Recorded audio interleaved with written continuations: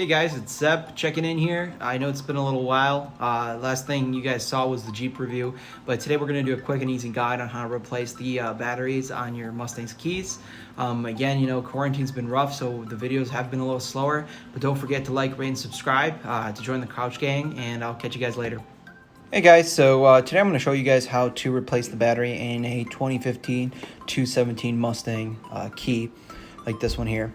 It's a simple video, but I wanted to show you guys because it's not as straightforward as usual keys. I mean, it's not that difficult, but some of you out there might want to know, how to do this. So 3 things you're gonna need is the key, some 2025 Duracell batteries, you can get at any store or online, as well as a flathead screwdriver just to pry that open. So let me show you guys how to do that.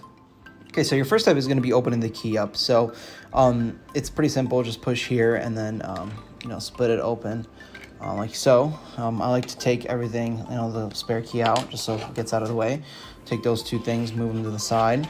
Then we got this, right? So it might seem pretty straightforward, but basically what you have to do is you have to pry something in these sides here in order to get to the battery, which is in between here. So what I do is I usually go in here and then get under and then try to pry open until it opens up. And then after, you kind of have to put it, let me get closer here, right there. And then you can just kind of move up. See how it kind of went undone, and then it opens. Once you open it, there's the battery. It's pretty simple. You just take the battery out and put the new one in.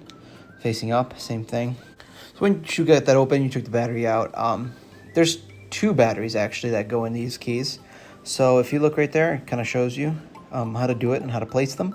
So follow those instructions and let's put the batteries in there. So 1 battery's in and then the last one upside down, like so. And then what we do is we close that up and we're all good to go. Now for closing this, you have to take that. Make sure that the first thing you do is you position this so it fits into here. And then what you do is once that's fitting at the bottom, you kind of just push that in until it clicks.